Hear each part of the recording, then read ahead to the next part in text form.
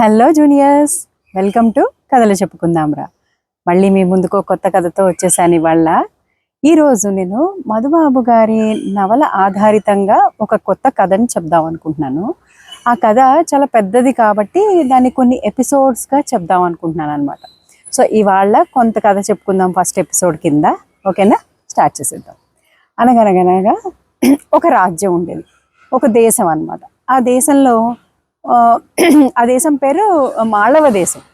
ఆ మాళవ దేశానికి కీర్తిసేన మహారాజు గారు పరిపాలిస్తూ ఉండేవారు అనమాట. ఆయన చాలా గొప్ప రాజు అనమాట. ఆయన పాలనలో ప్రజలందరూ చాలా సుఖశాంతులతో సుఖ సంతోషాలతో చాలా హ్యాపీగా ఉంటూ ఉండేవాళ్ళు అనమాట. అలా ఆయన ఆయన పరిపాలనలో సకాలంలో వర్షాలు పడడం, పంటలు చక్కగా పండడం, అన్నీ సస్యశ్యామలంగా ఉండడం, సుభిక్షంగా ఉండడం అలా ఉంటుందన్నమాట. అందరూ చాలా హ్యాపీగా కూడా ఉంటారు ప్రజలందరూ. కానీ ఆయన ఎంతైతే ధర్మ పరిపాలన చేస్తాడో, ఎంత చక్కగా ప్రజల్ని చూసుకుంటాడో, అంతే కఠినంగా శిక్షలు కూడా వేస్తారనమాట. ఎవరైనా తప్పు చేసిన వాళ్ళ ప్రజలు ఉంటే వాళ్ళ తప్పును ప్రూవ్ అయితే గనక చాలా కఠినమైన శిక్షలు కూడా విధిస్తూ ఉంటారనమాట. ఒకరోజు ఆయన దర్బార్లోకి ప్రవేశిస్తూ ఉండగా ఆయన వెనకాల అందరూ ఆయన సర్వసేనానితోటి దర్బార్లోని ప్రజలందరితోటి అంత కౌన్సిల్ ఆఫ్ మినిస్టర్స్తో పాటు ఆయన దర్బార్లోకి ప్రవేశిస్తూ ఉంటారనమాట. అప్పుడు ఆయన వెనకాల చాలా మంది, ఇప్పుడు రాజుగారు ప్రవేశిస్తుంటే రాజాదిరాజ రాజమార్తాండ అని చెప్పి ఆయన బిరుదులన్నీ చదువుతూ ఉంటారు కదా. అలా చదివే వాళ్ళని ఏమంటారో తెలుసా? మీకు తెలియపోతే లాస్ట్ వరకు చూడండి, నేను లాస్ట్కి చెప్తాను. అలా జయ జయధ్వానాల మధ్య ఆయన సింహాసనాన్ని అధిష్ఠించి కూర్చుని ఉంటారనమాట. ఆ రోజు ఏంటంటే ఆయన జనరల్గా ఎలా పరిపాలిస్తారంటే ఆయన రాజ్యాన్ని కొన్ని మండలాల కింద విభజించారనమాట. మండలాల కింద విభజించి, ఇప్పుడు మన ఒక కంట్రీ ఉంటుంది, ఆ కంట్రీకి ఒక పిఎం ఉంటే ఆ కంట్రీకి స్టేట్స్గా డివైడ్ అయ్యి ఈచ్ స్టేట్కి ఒక సీఎం ఉంటారు కదా, అదే టైప్లో అనమాట. ఆయన మాళవ దేశాన్ని పరిపాలిస్తూ ఆ మాళవ దేశాన్ని 12 మండలాల కింద విభజించారనమాట. ఆ 12 మండలాలకి ఒక్కొక్క మండలానికి ఒక్కొక్క మండలాధ్యక్షుడిని నియమించి వాళ్ళ మండలాన్ని చూస్తున్నట్టుగా అనమాట. ఏదైనా సమస్య వస్తే అది మహారాజు గారి ముందుకు తీసుకొస్తారనమాట. ఇప్పుడు ఆయన కింద న్యాయాధిపతులు ఏంటంటే ఏదైనా సమస్యలు వస్తే వాళ్ళు దాన్ని పరిశీలించి దాన్ని ఆధారాలన్నీ సేకరించి అవి మహారాజు ముందు ప్రవేశపెడితే మహారాజు వారు దాన్ని చూసి దాన్ని విచారించి సరైన తీర్పిస్తూ ఉంటారనమాట. అలా జరుగుతూ ఉంటుంది. అయితే అలా ఆ రోజున ఆయన మహారాజు గారి ముందుకి ఒక రెండు విచిత్రం కాదు, దొంగతనం కేసులు వస్తాయి అన్నమాట. 2 దొంగతనం కేసులే. ఒకటి ఏంటంటే ఒక 4 దుండగులు పక్క ఊర్లో పాపం వ్యాపారం చేసుకునే వాళ్ళు, వర్తకులు వాళ్ళు ఉంటారు కదా, వాళ్ళు ఒక ఊరు నుంచి ఇంకో ఊరికి వెళ్తుండగా వాళ్ళని అడ్డగించి వాళ్ళని ఆపి వారి వద్ద ఉన్న సొమ్మునంతా అపహరించి పారిపోతుండగా ఆ ఊరు ప్రజలు పట్టుకుని ఆ సొమ్ముతో సహా వాళ్ళని తీసుకొచ్చి న్యాయాధికారులకు అప్పచెప్తే వాళ్ళు తీసుకొచ్చి మహారాజు గారి ముందు ప్రవేశపెడతారు అనమాట. అయితే ఆ కేసు వినగానే మహారాజు గారికి చాలా కోపం వచ్చేస్తుంది అనమాట. కీర్తిసేన మహారాజు గారికి ఆయనకి ఏమంటారంటే, అసలు దొంగతనం మహా పాపం, ఎవరో కష్టపడి సంపాదించుకున్న సొమ్ముని, పరుల సొమ్ముని మీద ఆశపడి మీరు అపహరిస్తారా? అది చాలా తప్పు, మీరు అలా చాలా కఠినంగా శిక్షించాలి అని చెప్పి ఆయన ఎలాంటి శిక్ష వేస్తారంటే, వీళ్ళకి మణికట్టు వరకు, అంటే ఇక్కడ వరకు చేతులు కట్ చేసేసి తీసుకెళ్ళి ఒక ఘోరమైన అడవిలో వదిలేసేయండి. వాళ్ళు ఆత్మరక్షణ అంటే సెల్ఫ్ డిఫెన్స్ కూడా అంటే వన్యమృగాల నుంచి, వైల్డ్ యానిమల్స్ నుంచి ఆత్మరక్షణ కూడా చేసుకోలేకుండా వదిలేయండి, అదే వారికి శిక్ష. ఇంకోసారి ఎప్పుడు కూడా నా రాజ్యంలో ఎవరు దొంగతనాలు చేయకూడదు అని శిక్ష విధిస్తారనమాట. ప్రజలందరూ ఆశ్చర్యపోతారు, అమ్మో ఇంత కఠినమైన శిక్ష విధిస్తున్నారు, ఇంత మంచి మహారాజు, ఇంత చల్లటి పరిపాలన చేసే రాజు ఇంతటి ఘోరమైన శిక్ష విధించారు అని అనుకుంటారనమాట అందరూ. సరే, ఆ కేసు అయిపోతుంది, వాళ్ళని తీసుకెళ్ళిపోతారనమాట శిక్షించడానికి. నెక్స్ట్ కేసు ఏంటి అంటే, ఒక యువకుడు దొంగతనం చేస్తూ పట్టుబడ్డాడు అనమాట. అప్పుడు విచారిస్తూ ఉంటారు రాజు, ఏంటి ఆ కేసు ఏంటి అంటే, మేము ఫలానా మా దేశం నుంచి వచ్చాము, ఆ దేశంలో అదే రాజ్యం మండలం నుంచి వచ్చాను, దేశం కాదు మండలం నుంచి వచ్చాను, నేను ఒక రైతు నుంచి బియ్యం బస్తా దొంగిలిస్తుండగా నన్ను పట్టుకున్నారు అని చెప్తాడనమాట ఆ యువకుడు. అప్పుడు వెంటనే ఏ దేశం అని అడగంగానే ఫలానా ఫలానా మండలం అని చెప్పగానే వెంటనే ఆ మండలాధ్యక్షుడి వైపు తిరిగి, మీరే కదా నాకు కొంతకాలం క్రితం ఒక లెటర్ రాశారు, ఒక ఉత్తరం రాశారు, ఇట్లా మా పంట దగ్గర వాటర్ దగ్గర గండి పడింది, నీళ్ళ చెరువు దగ్గర, సో పంట ఏం పండట్లేదు, మాకు ప్రజలకి, మా మండలం ప్రజలకి తినడానికి భోజనం కూడా లేదు, కొద్దిగా కరువుగా ఉంది అని చెప్పి మీరు రాస్తే నేను మా మా ధనాగారం నుంచి మీకు చాలా బియ్యపు బస్తాలు పంపించాను, ప్రజలు ఎవరు పస్తు ఉండకూడదు అని చెప్పి, సో మీరు అవన్నీ తీసుకున్నారు కదా, మీకు అందాయి కదా, వాటిని ప్రజలకు అందజేయలేదా అని అడుగుతాడు రాజు గట్టిగా అనమాట.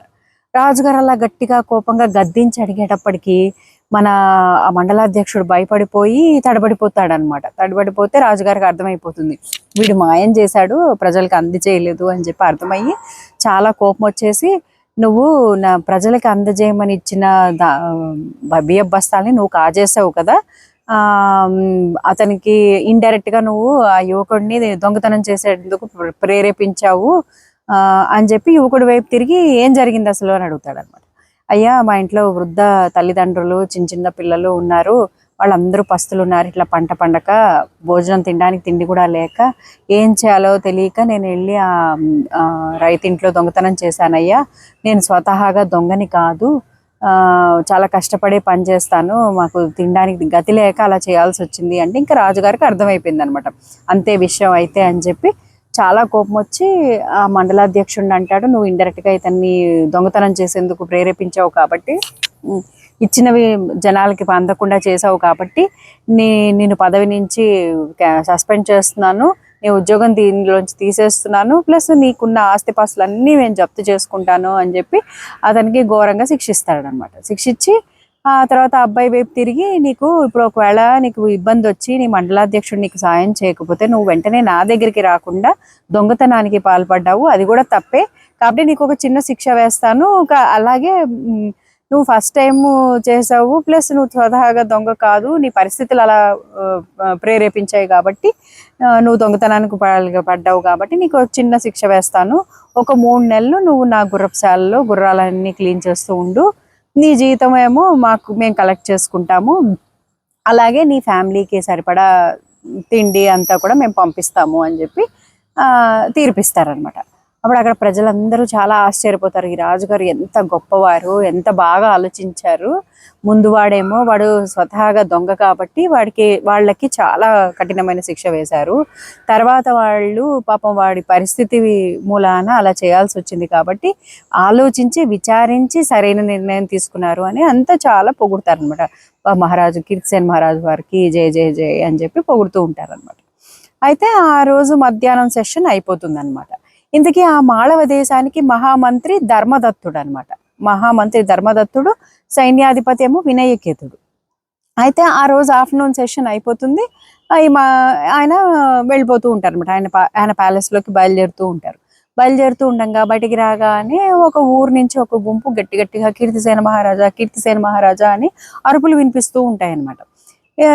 ఒక పక్క నుంచి అందరు జయ జయధ్వానాలు చేస్తుంటారు, ఒక పక్క వీళ్ళ అరుపులు వినిపిస్తూ ఉంటాయి. ఆయనకి అలా వెళ్ళిపోతున్నారు.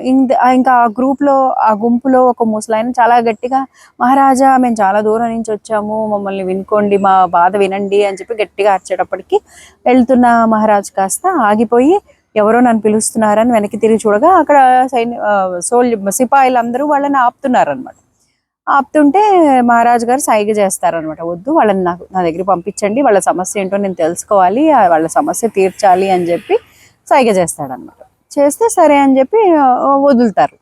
అయితే ఆ గుంపులో పెద్ద ఆయన వచ్చి, మహారాజా మీ ముందు మేము చాలా దూరం నుంచి వచ్చాము, అయితే మేము ఒక విచిత్రమైన కేసు తోటి తీసుకొచ్చాము, మా సమస్య ఉంది, మాకు మా సమస్య మీరే తీర్చాలి, మీరే తీర్చగలరు కూడా అని అంటే, సరే ఏం జరిగింది అని అడుగుతారనమాట మహారాజు గారు.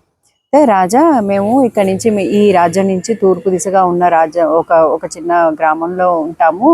అయితే మా చుట్టుపక్కల ఉన్న గ్రామంలో ఆడవాళ్ళు అక్కడ ఒక సరస్సు ఉంటుంది, ఆ సరస్సులో నీళ్లు పట్టుకుందాం అని వెళ్ళిన వాళ్ళేమో ఎవరు వెనక్కి రావట్లేదు, వెళ్ళిన వాళ్ళు వెళ్ళినట్టు మాయమైపోతున్నారు. అలా మొత్తం మా చుట్టుపక్కల గ్రామాలు, మా గ్రామం కలిపి 12 మంది స్త్రీలు, కన్యలు చాలా మాయమైపోయారు. సరే అంటే ఆయన రాజుగారు ఆశ్చర్యపోతారనమాట. ఇదేంటి 12 మంది అమ్మాయిలు తప్పిపోతే ఇప్పటి వరకు నాకు తెలియలేదా, మన నోటీస్కి రాలేదా అని చెప్పి, నా వరకు తీసుకురాలేదా అని కోపంగా కళ్ళెర్ర చేసి మహామంత్రి వైపు చూస్తారనమాట. అప్పుడు మహామంత్రి అంటే ఇంతకీ మన సైన్యాధిపతి వినయకేతుడు ఏడి, ఇంతవరకు దర్బార్లోకి కూడా రాలేదు అని అంటే, అప్పుడు మన మహామంత్రి ధర్మదత్తుడు అంటాడు, లేదు మహారాజా, లేదు ప్రభు, మా వరకు కూడా వచ్చింది, మేము కూడా విచారణ చేశాము, ఇలా జరుగుతోందని తెలిసి మన వినయకేతుడు ఏం చేశాడంటే 200 మంది సైన్యాన్ని పంపించి విచారణకు పంపించాడు వాళ్ళ గ్రామానికి. అయితే ఆ రేవు దగ్గరికి, సరస్సు దగ్గరికి. అప్పుడు వెళ్ళిన వాళ్ళు వెళ్ళినట్టే ఆ సైనికులు అందరూ గాయాలతోటి చనిపోయారు. అసలు ఏమైందో మాకు అర్థం కావట్లేదు అంటే, అసలు వినయకేతుడు ఏడి, నాకు వాళ్ళ దర్బార్కి కూడా రాలేదు కదా, ఏం చేస్తున్నాడు అంటే, వినయకేతుడు కూడా ఇది పర్సనల్గా తీసుకుని దీన్ని చూద్దాం అనుకుంటున్నాడండి, ఆయన బయలుదేరబోతున్నాడు అంటే, లేదు లేదు, ఈ విషయం నేను కూడా పర్సనల్గా వినయకేతుడిని రమ్మనండి అంటాడు అనమాట. వినయకేతుడిని పిలుచుకొస్తారు. వినయకేతుడు అంటాడు, అవును మహారాజా, ఇలా జరిగింది, ఇది నేనే పర్సనల్గా రేపు వెళ్ళి చూద్దాం అనుకుంటున్నాను, ఇట్లా 12 మంది అమ్మాయిలు మిస్ అయిపోయారు, తప్పిపోయారు, అదే వెనక్కి రాలేదు, తర్వాత మనం పంపించిన 200 మంది సైనికులు కూడా చనిపోయారు, కాబట్టి ఇది నేను పర్సనల్గా రేపు వెళ్ళి చూద్దాం అనుకుంటున్నాను అని చెప్పి ఆ వినయకేతుడు అంటాడు అనమాట. అప్పుడు కీర్తిసేన్ మహారాజు అంటాడు, అలా కాదు, నేను కూడా వస్తాను, నా ప్రజలందరూ చాలా భయపడిపోతున్నారు కదా, రేపు మన ఇద్దరం కలిసి వెళ్దాము, ఏం జరుగుతుందో చూద్దాము అని చెప్తాడు అనమాట.